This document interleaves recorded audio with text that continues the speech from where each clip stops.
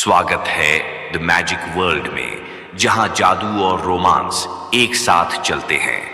तैयार हो जाइए अद्भुत अनुभव के लिए और अभी द मैजिक वर्ल्ड को सब्सक्राइब कीजिए और चलिए जादू की दुनिया में। बहुत समय पहले की बात है। एक गांव में एक नटखट लड़का रहता था जिसका नाम राजू था। राजू हमेशा अपने दोस्तों के साथ मिलकर शरारतें करता रहता था। एक दिन राजू अपने दोस्तों के साथ जंगल में घूमने गया। जंगल में चलते चलते वे एक पुरानी गुफा के पास पहुंचे।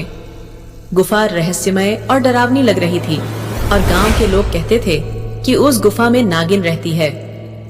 राजू को डर तो लगा, पर उसकी शरारती आदतों ने उसे गुफा में झांकने के लिए उकसाया। राजू ने गुफा में प्रवेश किया और अपने दोस्तों को भी अंदर आने का इशारा किया। अंदर अंधेरा था और ठंडक महसूस हो रही थी। अचानक राजू को कुछ चमकता हुआ दिखाई दिया। उसने देखा कि वहां एक चमकदार मणि रखी हुई थी। राजू ने उसे उठाने का विचार किया, लेकिन उसके दोस्त डर गए और बाहर जाने लगे।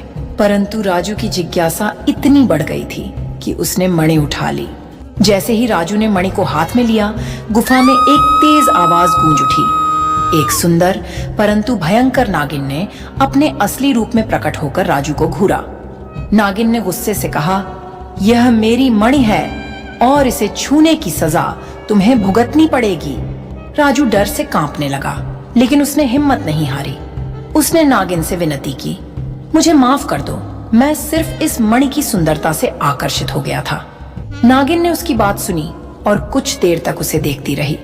फिर उसने कहा, अगर तुम सच में इसे लौटाना चाहते हो तो मेरी एक शर्त माननी होगी। तुम अगले 7 दिनों तक मुझे हर दिन गुफा में आकर कुछ सुनाओगे, चाहे वह कहानी हो, कविता हो या गाना। अगर तुमने ऐसा किया तो मैं तुम्हें माफ कर दूंगी। राजू ने शर्त मान ली। अगले 7 दिनों तक वह नागिन के लिए तरह तरह की कहानियां और गाने सुनाने लगा। धीरे धीरे नागिन को भी उसकी शरारतों और कहानियों में आनंद आने लगा। एक समय ऐसा आया कि नागिन और राजू में दोस्ती हो गई। 7वें दिन नागिन ने अपनी मणि वापस ले ली और राजू को गुफा से बाहर आने दिया। इस घटना के बाद राजू का व्यवहार भी बदल गया। वह पहले से अधिक समझदार और शांत हो गया।